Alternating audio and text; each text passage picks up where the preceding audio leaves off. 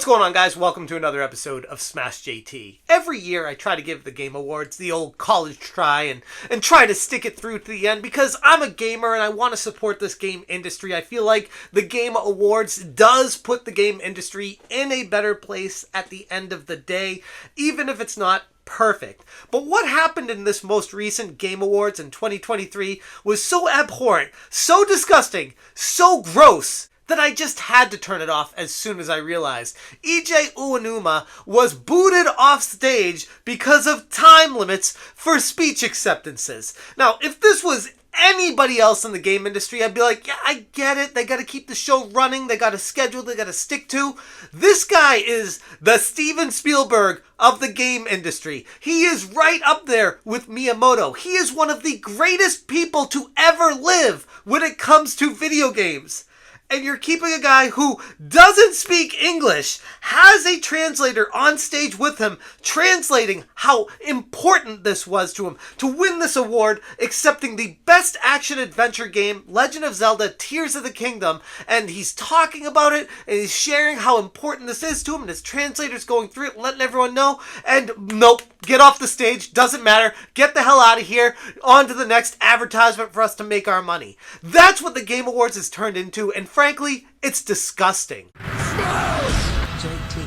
New to the channel, hit that subscribe, give me a like, and check out SmashJT.com for the full article breaking down my thoughts on how abhorrent this situation is. During the most recent 2023 Game Awards, Eiji Aonuma, the guy behind Legend of Zelda Tears of the Kingdom, was accepting the award for Best Action Adventure Game. You could tell that this was a moment that was extremely important not just to him, but everyone in the crowd, everyone watching around the world, everyone taking in what a meaningful time this was for Zelda to get its recognition for Tears of the Kingdom. It was a really big deal. And what happened about 30 seconds into him giving his speech? Please wrap it up. A gigantic billboard at the back of the auditorium, basically rushing anyone who talks on stage, off stage as fast as possible. And yes, I get it. 30 seconds, it comes on. It doesn't mean you have to leave right away, but it just lets you know, okay, your time is going, and it's just a way in your head to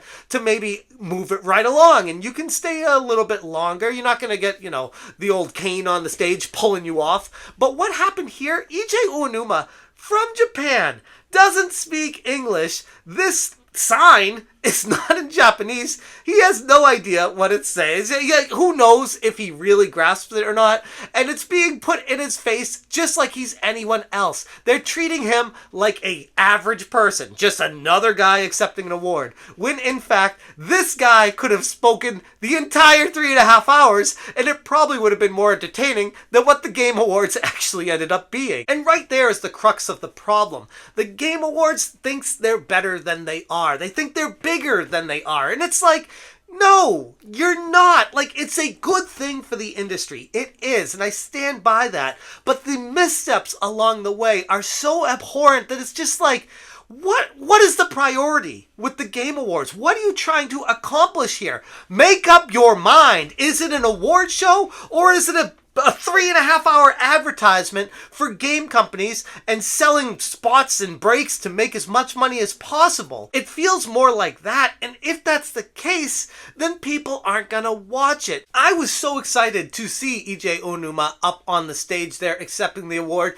talking about the behind the scenes, the meaning to this, the people involved with it, and then to see him rushed off the stage like so quickly when he felt like he was just getting started, it made me want to turn off the Game Awards and not even look back. I'll just watch the cliff notes online, social media. I'll see someone else tell me what I missed, because I don't want to support something that's going to do something like that to what's basically a hero to everyone in the game industry. You gotta see that. Like, if you're Jeff Keighley, you gotta see that. You can't just be like, no, let's just put it up there and let's move it along. Got a tight schedule to follow here. We got this going on. We got this skit we gotta do. We got this advertisement we gotta put in. We got this world premiere of this game that this company wants to show off. Like, everything except what the actual people behind the games who are attending it would be there for. To accept the award, to talk about the meaning behind it, to talk about the people involved. That's what an award show is.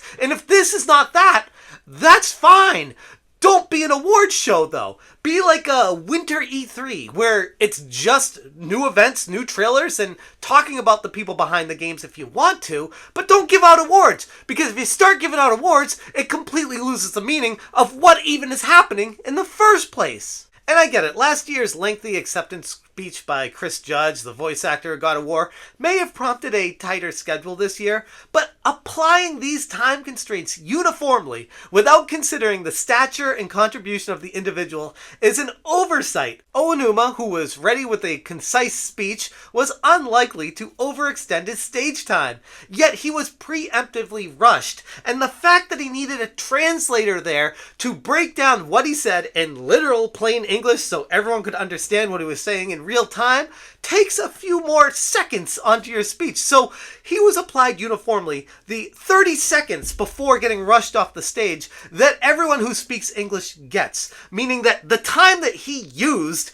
takes longer than the average person who needs to use time talking. And they didn't even consider that when it came to translations. And that's just how? How do you miss that? But I go back to my original point with this, is the Game Awards needs to make up their mind. They need to reevaluate their entire approach. It's not just about allotting more time for acceptance speeches. It's about showing due respect and appreciation for the achievements of these industry giants. A hurried speech may save a few seconds in the grand scheme, but it costs so much more in terms of the respect and recognition for the overall Game Awards show. Making a mistake like this is a massive L that Jeff Keighley and everyone behind there has to wear moving forward. You rushed off an industry legend to keep to your time constraints for showing off advertisements and skits and musical numbers. Like, literally, the musical numbers were pretty good, actually. But people who care about the show care more about what Eiji Aonuma has to say than watching a world premiere of this garbage game that no one cares about. Like, get your priorities straight.